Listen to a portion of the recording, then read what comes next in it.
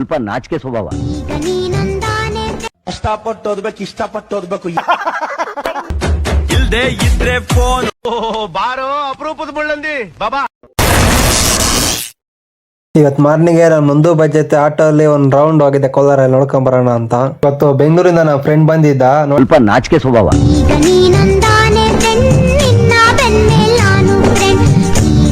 ನಂಗೆ ಇವತ್ತು ಈವೆಂಟ್ ಇದ್ದಿದ್ದು ಬಂದು ಹೊಸಳ್ಳಿಯಲ್ಲಿ. ನೋಡಿ ಇಷ್ಟು ದೊಡ್ಡ ಮನೆ ಇದೆ.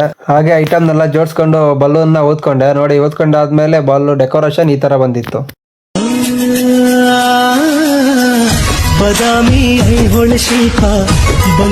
ಹಾಗೆ ಮನೆಗೆ ಬಂದು ಈಗ ಟ್ರೆಂಡಲ್ಲಿರೋ ಒಂದು ಫೋಟೋ ಎಡಿಟಿಂಗ್ ಮತ್ತೆ ಆ ಟ್ರೆಂಡಲ್ಲಿರೋ ಸಾಂಗ್ ನ ಹಾಕಿ ಎಡಿಟ್ ಮಾಡಿದೆ.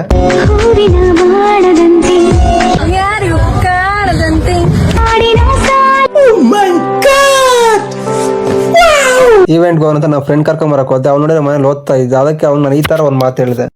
ಕಷ್ಟಪಟ್ಟು ಓದ್ಬೇಕು, ಇಷ್ಟಪಟ್ಟು ಓದ್ಬೇಕು. ಹೆಂಗ್ ಓದ್ಬೇಕು ಅಂದ್ರೆ ಒಂದು ದಿನ ನಿನ್ ಮೊಬೈಲ್ ನಂಬರ್ ಬ್ಯಾಂಕ್ ಬ್ಯಾಲೆನ್ಸ್ ಹಾಕ್ಬಿಡ್ಬೇಕು ನೋಡು.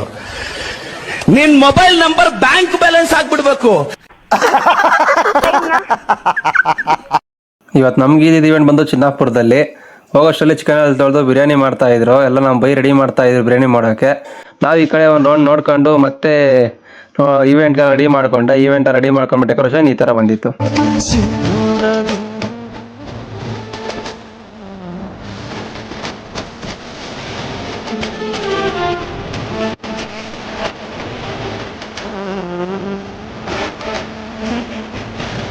ನಾವು ಡೆಕೋರೇಷನ್ ಮಾಡಿದ್ರೆ ನಮ್ಮ ಫ್ರೆಂಡ್ ಫೋನಲ್ಲಿ ಮಾತಾಡ್ತಾ ಇದ್ವಿ.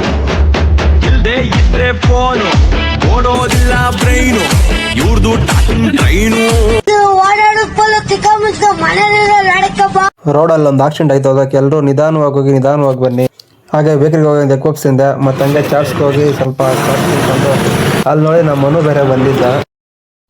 ಬಾರೋ ಅಪರೂಪದ ಮುಳ್ಳಂದಿ ಬಾಬಾ. ಅಷ್ಟೇ.